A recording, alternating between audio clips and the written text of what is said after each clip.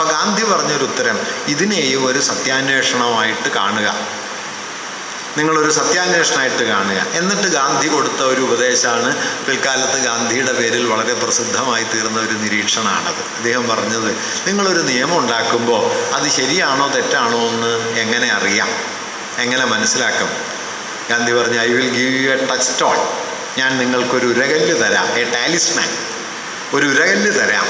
അതെന്താണെന്ന് വെച്ചാൽ, think of the poorest of the poor you have ever seen. നിങ്ങൾ ഇക്കാലം വരെ കണ്ടതിൽ വച്ച് ഏറ്റവും ദരിദ്രരിൽ ദരിദ്രനായ ഒരാളെ മനസ്സിൽ കാണണം. അയാൾക്ക് ആണെങ്കിലാണ് നിങ്ങളുണ്ടാക്കുന്ന നിയമം ശരിയായിരിക്കുന്നത്. ഞാൻ പറഞ്ഞത്, ആ കാലം രൂപപ്പെടുത്തിയ ഒരു സാമൂഹ്യ ബോധത്തിൻ്റെ അടയാളവാക്യം പോലെയാണ് ഗാന്ധിയുടെ നിരീക്ഷണം വന്നത്. The poorest of the poor you have ever seen.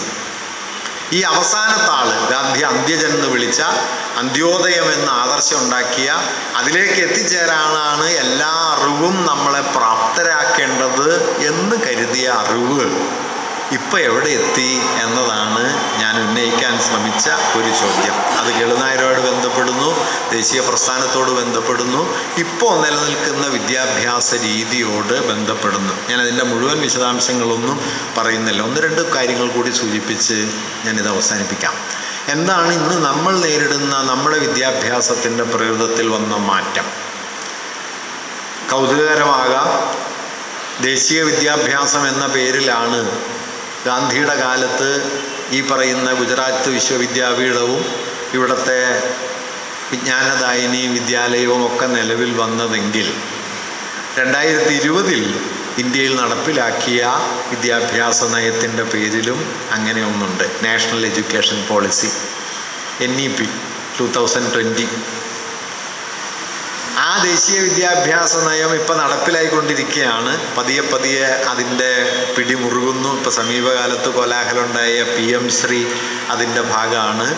നമ്മുടെ UGC മിക്കവാറും ഇന്ത്യയിലെ എല്ലാ വിദ്യാഭ്യാസ സംവിധാനങ്ങളെയും ഒറ്റക്കൊടക്കീഴിലാക്കാനുള്ള ഒരു അമിതാധികാരപരമായ കേന്ദ്രീകരണത്തിൻ്റെ ശക്തിയായിട്ട് പ്രവർത്തിച്ചുകൊണ്ടിരിക്കുന്നു. പുതുതായി നിലവിൽ വരാൻ പോകുന്ന നാഷണൽ എഡ്യൂക്കേഷൻ കമ്മീഷൻ, ഒരു ദേശീയ വിദ്യാഭ്യാസ കമ്മീഷൻ നിലവിൽ വരുമെന്ന് NEP 2020 നയരേഖയിൽ പറയുന്നുണ്ട്. ആ കമ്മീഷൻ ചെയ്യുന്ന കാര്യം നഴ്സറി വിദ്യാഭ്യാസം മുതൽ ഉന്നത വിദ്യാഭ്യാസ മേഖലയിലെ ഗവേഷണങ്ങൾ വരെ ഏത് നിലയിലാണ് നടക്കേണ്ടത് എന്നതിൻ്റെ ചട്ടക്കൂട് അവരാണ് തയ്യാറാക്കുക. അതിൻ്റെ ലളിതമായ അർത്ഥം എന്താണെന്ന് വെച്ച് കഴിഞ്ഞാൽ, നിങ്ങൾ PhDക്ക് ഗവേഷണത്തിൽ ഏർപ്പെടുന്ന സമയത്ത് ഗവേഷണം നിങ്ങൾക്ക് നടത്താം, പക്ഷേ എന്തിനെക്കുറിച്ച് ഗവേഷണം നടത്തണമെന്നത് നിങ്ങൾക്ക് തീരുമാനിക്കാൻ പറ്റില്ല.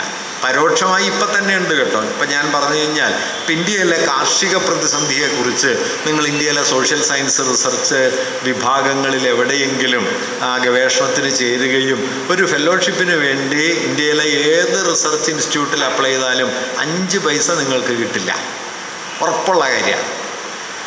ഇന്ത്യ വലിയ അഗ്രേറിയൻ ക്രൈസിസിലാണ് നമുക്കറിയാം. ലക്ഷക്കണക്കിന് ആളുകൾ ആത്മഹത്യ ചെയ്യുന്നു. ഒരു കാർഷിക സമൂഹം എന്ന നിലയിൽ വമ്പിച്ച പ്രതിസന്ധിയിലാണ് ഇന്ത്യ നിൽക്കുന്നത്. പക്ഷെ അതേക്കുറിച്ച് പഠിക്കാൻ നിങ്ങൾ തുനിഞ്ഞാൽ നിശ്ചയമായി നിങ്ങൾക്ക് 5 പൈസയുടെ സഹായം കിട്ടില്ല. എന്നാൽ ചാണകത്തിൽ ആറ്റം ബോംബുണ്ടോ എന്ന് അന്വേഷിക്കാൻ തുടങ്ങിയാൽ ഉറപ്പായിട്ടും കോടിക്കണക്കിന് രൂപ നിങ്ങൾക്ക് ഫെലോഷിപ്പ് കിട്ടും. ഇപ്പം കിട്ടുന്നുണ്ട്. ചാണകത്തിൽ പ്ലൂട്ടോണിയം ഉണ്ട് എന്ന് പറഞ്ഞു കഴിഞ്ഞ് ഒരു പ്രബന്ധമൊക്കെ അവതരിപ്പിച്ച് കഴിഞ്ഞാൽ നിങ്ങൾക്ക് ഡോക്ടറേറ്റും കിട്ടും, കാശും കിട്ടും. ആ നിലയിൽ നാനാതരം കലാപരിപാടികൾ ഇപ്പോൾ നടക്കുന്നുണ്ട്. എന്തുകൊണ്ടാണിത്?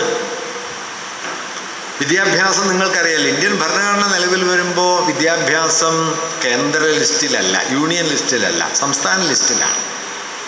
സംസ്ഥാനങ്ങൾ, കാരണം ഇന്ത്യ എന്ന് പറയുന്നത് വ്യത്യസ്തങ്ങളായ സാമൂഹ്യ, സാമ്പത്തിക, സാംസ്കാരിക, വൈജ്ഞാനിക വളർച്ചയുടെ പല തട്ടുകളിൽ ജീവിക്കുന്ന സമൂഹങ്ങളാണ്. മണിപ്പൂരുകാർക്ക് ആവശ്യമുള്ള അറിവൊന്നുമല്ല കേരളത്തിന് ആവശ്യമുള്ളത്. കേരളത്തിന് ആവശ്യമുള്ള അറിവും അതിൻ്റെ വിജ്ഞാന വികാസത്തിൻ്റെ യുക്തികളും ഒന്നുമല്ല ഒരുപക്ഷെ ഗുജറാത്തിന് ആവശ്യമുള്ളത്. പല പല സമൂഹങ്ങൾ, പല പല പാരമ്പര്യങ്ങൾ, പല പല വിജ്ഞാനക്രമങ്ങൾ. അതുകൊണ്ട് വിദ്യാഭ്യാസം എന്ന് പറയുന്നത് ഓരോ പ്രാദേശിക സമൂഹവും അവരവരുടെ ആവശ്യങ്ങൾക്കും അവരവരുടെ ജനതയുടെ വിജ്ഞാന വികാസത്തിൻ്റെ തോതിനും അനുസരിച്ച് ആസൂത്രണം ചെയ്യേണ്ടതാണ് എന്നതാണ് ഇന്ത്യൻ ഭരണഘടന സങ്കല്പിച്ചത്.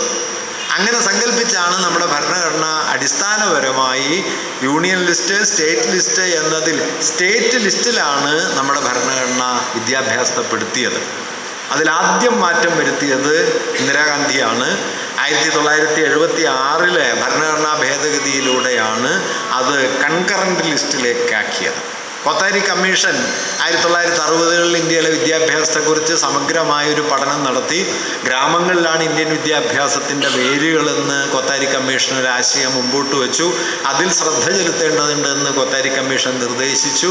കൊത്താരി കമ്മീഷൻ്റെ നിർദ്ദേശങ്ങൾ നടപ്പിലാക്കാനുള്ള അധികാരം കേന്ദ്രത്തിനില്ല എന്ന ഒരു ന്യായം പറഞ്ഞുകൊണ്ടാണ് വാസ്തവത്തിൽ സ്റ്റേറ്റ് ലിസ്റ്റിലായിരുന്ന വിദ്യാഭ്യാസത്തെ കൺകറന്റ് ലിസ്റ്റിലാക്കുന്നത്. അങ്ങനെയാണ് നമ്മുടെ വിദ്യാഭ്യാസത്തിനുള്ളിൽ ആദ്യത്തെ അട്ടിമറി സംഭവിക്കുന്നത്.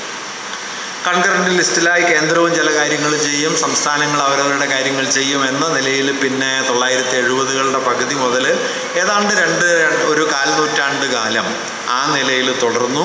20ാം നൂറ്റാണ്ട് അവസാനിച്ച് 21ാം നൂറ്റാണ്ടിലേക്ക് നമ്മൾ പ്രവേശിക്കുന്ന ഘട്ടമായപ്പോഴേക്കും കഴിഞ്ഞൊരു കാൽനൂറ്റാണ്ടെങ്കിലുമായി അത് പതിയെ പതിയെ കേന്ദ്രാധികാരം കൂടിക്കൂടി വരികയും UGC എന്ന് പറയുന്നത് യൂണിവേഴ്സിറ്റി ഗ്രാൻറ്റ്സ് കമ്മീഷനാണല്ലോ, പണം നൽകുന്ന കമ്മീഷനാണ്.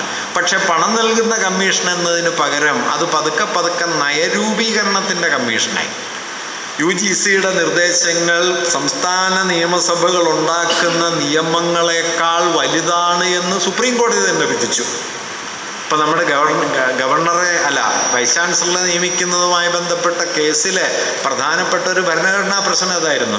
UGC എന്നത് വാസ്തവത്തിൽ ഒരു ഗവൺമെൻറ് ഉണ്ടാക്കുന്ന ഒരു സംവിധാനം. ആ ഗവൺമെൻറ് ഉണ്ടാക്കുന്ന സംവിധാനം നൽകുന്ന ഒരു എക്സിക്യൂട്ടീവ് ഉത്തരവ് സംസ്ഥാന നിയമസഭ ഉണ്ടാക്കിയ നിയമത്തിന് മുകളിലാണോ? ഭരണഘടനാപരമായി അല്ല.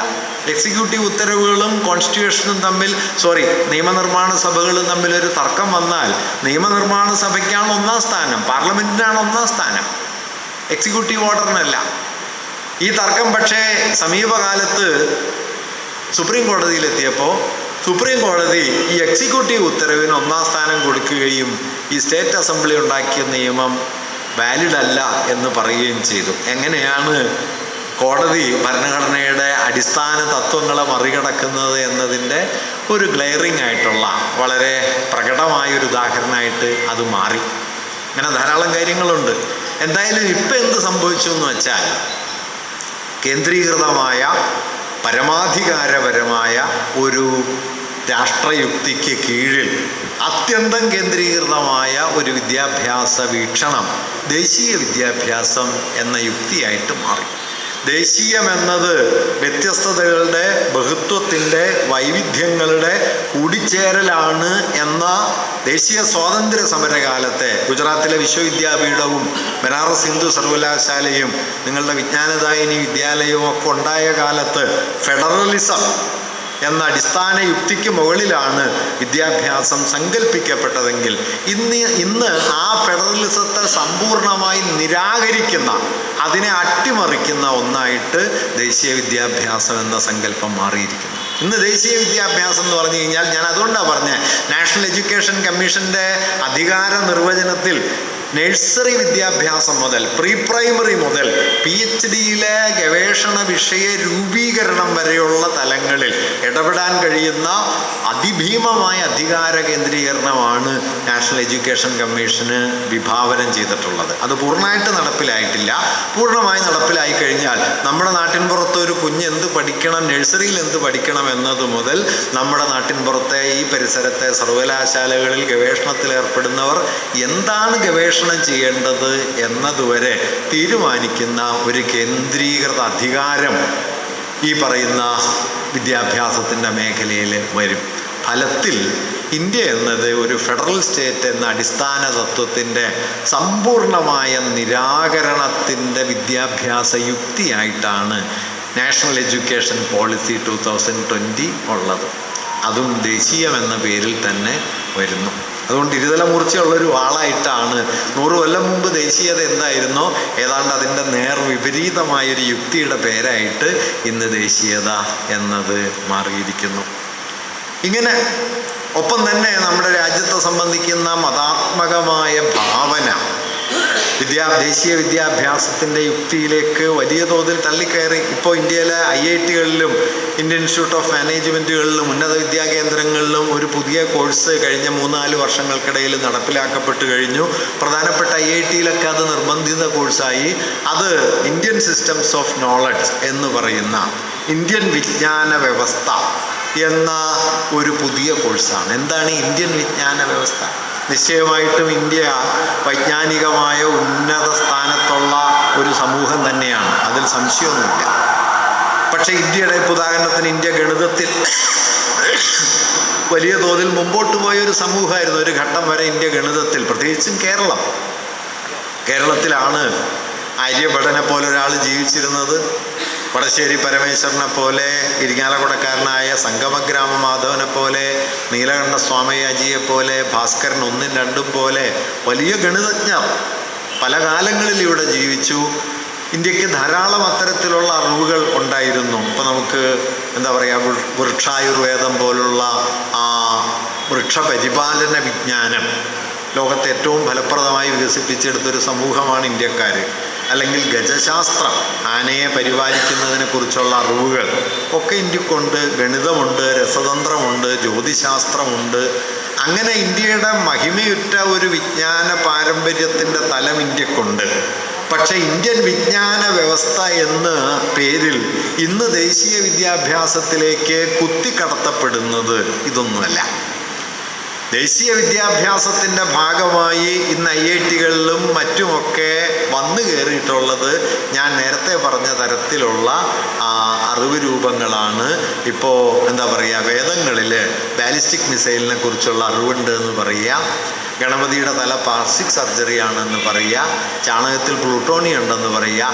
എല്ലാത്തരം അസംബന്ധങ്ങളും വിവരക്കേടുകളും അന്ധവിശ്വാസങ്ങളുമൊക്കെ ആധുനികമായ ശാസ്ത്രീയ ജ്ഞാനങ്ങളാണ് എന്ന് പറയുന്ന തലതിരിഞ്ഞ ഒരു യുക്തിയെ നമ്മുടെ ദേശീയ വിദ്യാഭ്യാസത്തിൻ്റെ ഇന്ത്യൻ മാതൃക എന്ന മട്ടിൽ ഇന്ത്യയിലെ ഉന്നത വിദ്യാകേന്ദ്രങ്ങളിൽ കഴിഞ്ഞ 2-3 വർഷങ്ങൾക്കിടയിൽ നടപ്പിലായി കഴിഞ്ഞിട്ടുണ്ട്. നമ്മുടെ സാർവത്രികമായ വിദ്യാഭ്യാസ മേഖലയിലേക്ക് അത് കടത്തിക്കൊണ്ടുവരാനുള്ള വലിയ ശ്രമങ്ങൾ നടക്കുകയും ചെയ്യുന്നു. ഇങ്ങനെ ഒരു ഭാഗത്ത് ഒപ്പം തന്നെ CBSE-യുടെ സിലബസിലൊക്കെ വന്ന മാറ്റം നിങ്ങൾക്കറിയാം.